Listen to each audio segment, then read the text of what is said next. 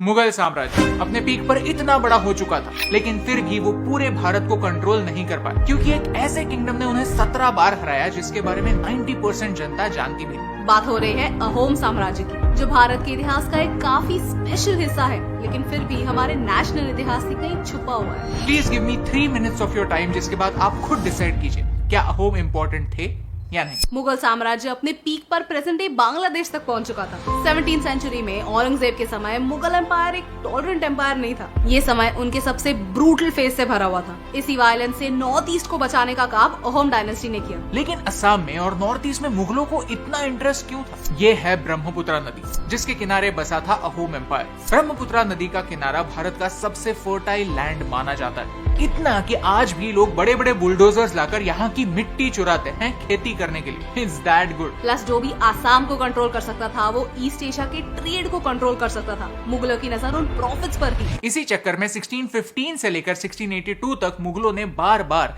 असम पर हमला किया। अहोम्स ने रेजिस्ट किया जरूर, लेकिन 1667 में अहोम्स मुगलों से हार गए। उन्होंने सिर्फ अपने राज्य का एक हिस्सा नहीं खोया, उन्हें अपने खजाने से 3 लाख मुगलों को देने पड़े। ये लोगों का पैसा था जो असम की डेवलपमेंट में यूज हो सकता था। उन्होंने गुवाहाटी पर से कंट्रोल खो दिया। यहाँ तक 2 अहोम प्रिंसेसेस को मुगलों ने बंदी बना लिया। काश एक वॉर सिर्फ युद्ध के मैदान तक सीमित रहती, लेकिन सच तो यह है कि हर वॉर घर घर उजाड़ देती। बट ये दी एंड नहीं है दोस्तों। अहोम साम्राज्य का ग्रेटेस्ट चैप्टर अभी बाकी था, बैटल ऑफ सरायघाट। लचित बोरफुकान को आज भी भारत के सबसे ग्रेटेस्ट आर्मी जनरल्स में से एक माना जाता है। उन्होंने मुगलों से गुवाहाटी को वापस जीता, लेकिन फिर भी उन्होंने सेलिब्रेट नहीं किया। उन्हें पता था कि मुगल अपने इस डिफीट को लाइटली नहीं लेने वाले, वो वापस आएंगे। इसीलिए इमीडिएटली लचित बोरफुकान ने काउंटर अटैक प्लान करना स्टार्ट किया। और उनका अंदाजा सही था। मुगलों ने फिर से असम पर हमला किया। इस बार 5000 बंदूकें, 15,000 आर्चर्स, 30,000 इन्फेंट्री और 1000 से ज्यादा तोपों के साथ मुगल वापस आए। सिर्फ नंबर्स की बात की जाए तो इतनी बड़ी सेना को डिफीट करना अहोम्स के लिए इम्पॉसिबल। लेकिन ये लड़ाई मुगलों की शक्ति और लचित बोरफुकान की बुद्धि के बीच में। उन्होंने लड़ाई को युद्ध के मैदान से जंगलों में, वादियों में, नदियों में लाया, जहाँ मुगलों के बड़े बड़े नंबर्स उनकी स्ट्रेंथ से उनकी वीकनेस बने। मुगलों की नेवी उनकी सबसे बड़ी कमजोरी थी। उन्होंने लैंड रूट को मिट्टी की दीवार से ब्लॉक कर दिया, so that Mughals were forced